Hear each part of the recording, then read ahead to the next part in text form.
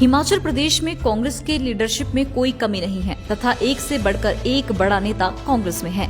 ये बात जिला नूरपुर के जिला अध्यक्ष एवं पूर्व विधायक अजय महाजन ने जवाली में एक जन आक्रोश रैली के दौरान प्रेस वार्ता में कही। अजय महाजन ने कहा कि कांग्रेस एकजुट है तथा एकता का ही प्रमाण है कि प्रदेश में हुए उपचुनावों में सारी सीटों पर कांग्रेस की जीत हुई है। उन्होंने वन मंत्री राकेश पठानिया पर शब्दबाण छोड़ते हुए कहा कि राकेश पठानिया हर मोर्चे पर विफल साबित हुए हैं।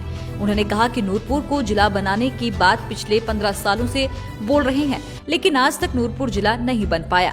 करीबन 4000 फोर लेन प्रभावितों के हक की आवाज को राकेश पठानिया नहीं उठा सके। फोर लेन प्रभावितों को न के बराबर मुआवजा मिल रहा है। उन्होंने कहा कि राकेश पठानिया कहते थे कि अगर फोर लेन प्रभावितों को उनका हक नहीं दिला पाए या फिर नूरपुर को जिला नहीं बनवा पाए तो राजनीति से संन्यास ले लेंगे। तो अब वो वक्त आ गया है, राकेश पठानिया को राजनीति से संन्यास ले लेना चाहिए। तीनों किसान बिलों को वापस लेने पर कहा कि ये तीनों बिल किसानों पर जबरदस्ती सौंपे गए थे। उन्होंने कहा कि किसानों की जीत हुई है तथा केंद्र सरकार इस आंदोलन में मौत का ग्रास बने किसानों के आश्रितों को आर्थिक सहायता दे तथा किसानों पर किए गए केस भी वापस हों। बीजेपी वालों के बारे में क्या बोलूं, वो भुखलाहट में आ गए हैं। ये जो 4 उपचुनाव हुए हैं और चारों जो जनता ने जो फतवा दिया है, मुझे लगता है कि इनको भुखलाहट हो गई है और ऐसे बयान जो कर रहे हैं, मतलब मुझे नहीं, इसका कोई तथ्य नहीं है। कांग्रेस के पास बहुत स्ट्रांग लीडरशिप है, बहुत दुल्हे हैं और बारात भी बहुत बड़ी है। ये मैं कहूँगा कि ये सरकार का अहम तोड़ा लोगों ने। ये इनको बहुत पहले कर देना चाहिए था। इतनी शहादतों के बाद तकरीबन 700 लोगों ने अपना जीवन बलिदान कर दिया और उसके बाद अब ये जो किया है, मतलब चलो देर आई दुरुस्त आई, पर बहुत देरी से किया है।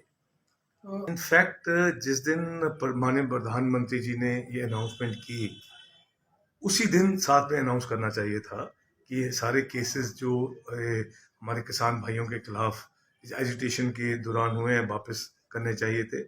और जो लोगों ने शहादत दी है इस बड़े काम के लिए, उनके लिए एक अच्छी उचित रकम मुआवजे के तौर पे कि उनके परिवारों जो हैं वो आगे वो मतलब उनकी रोज़ की जीने के लिए आसानी हो जाए, वो अनाउंस करनी चाहिए थी। मैं तो ये कहूँगा कि अगर इन्होंने डिस्ट्रिक्ट बनानी थी, वैसे तो इनको तकरीबन 15 साल हो गए कहते हैं डिस्ट्रिक्ट बनाने में, और हमने मतलब हमेशा कहा कि अगर डिस्ट्रिक्ट बनाते हैं तो हम उसका स्वागत करते हैं। पर इसमें जो है अब जब चुनावों के लिए तकरीबन 1 साल रह गया है और अगले साल तकरीबन अक्टूबर में आचार संहिता लग जानी है, तो मतलब समझो कि 7-8 महीने रह गए।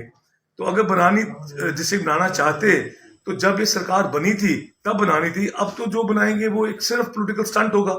जो भी आर्थिक या अदर जो लाइबिलिटीज होंगी अगली सरकार की होंगी। तो इसमें जो भी है, आई थिंक ये जो है एक पॉलिटिकल जुमला ही है। अगर करना होता तो इसको 4 साल पहले करना चाहिए था। नूरपुर का विकास जो है सिर्फ इनकी स्टेटमेंट्स में हुआ है। एक भी प्रोजेक्ट नूरपुर में जिसका इन्होंने शिलान्यास किया हो और उसका उद्घाटन किया हुआ नहीं हुआ। जितने भी अभी तक उद्घाटन अगर हुए होंगे वो मतलब कांग्रेस टाइम के जो प्रोजेक्ट्स थे उनके हुए होंगे, वो भी इनफैक्ट कंप्लीट नहीं हुए। और इनकी एक उपलब्धि है, जो हमारे बोर्ड थे कांग्रेस टाइम पे जब लगे हुए शिलान्यास के, उनको उन्होंने तोड़ा और उसकी जगह अपने बोर्ड लगा दिए शुभ आरंभ के। और बड़ी दुख की बात है वो भी अभी तक कंप्लीट नहीं हुए। तो नूरपुर में अगर मैं कहूँ कि झूठ की राजनीति बहुत प्रबल है। इन्होंने जो यहाँ के विधायक हैं, यहाँ 4 लेन प्रभावित लोग हैं, तकरीबन 4000 फैमिलीज यहाँ पे प्रभावित हुई हैं और उनके लिए इन्होंने कहीं भी आवाज़ नहीं उठाई। और जो इन्होंने बोला वो अभी तक वो ग्राउंड स्तर पे हुआ नहीं। इन्होंने कहा कि अगर मैं नहीं इनकी आवाज़ को मैं अंजाम, इसका एंड रिजल्ट नहीं दे पाऊंगा, इनकी मदद नहीं कर पाऊंगा, मैं मंत्रिमंडल से रिजाइन कर दूंगा। तो रिजाइन तो बड़ी दूर की बात है। इन्होंने जो इस मीटिंग के जो इनको मेंबर बनाया हुआ मीटिंग का, उसकी पहली मीटिंग में नहीं बुला पाए। और नूरपुर में ये हालात है जहां पे बेसिक रेट जमीन का 7 लाख रुपए मरला होना चाहिए, उसको 50-50 हजार रुपए दिया है। फैक्टर 2 तो बड़ी दूर की बात है। माननीय प्रधानमंत्री जी ने अपनी मन की बात में कहा था कि 2013 का जो कानून है ये लागू होना चाहिए, फैक्टर 2 मिलना चाहिए, उचित दाम जो है फार्मर्स को मिलने चाहिए। बड़ी दुख से मैं कहना चाहता हूँ, ये जो सरकार है इन्होंने जो हमारे तकरीबन 3-4 हजार फैमिलीज इन्वॉल्व हैं उनको जो मुआवजा है ना के बराबर दिया है, और वो बेचारे उन बेचारों के सबकी हालत बहुत दुखदायी हो गई है। लाइव टाइम्स टीवी के लिए जवाली से अनिल छांगू की रिपोर्ट।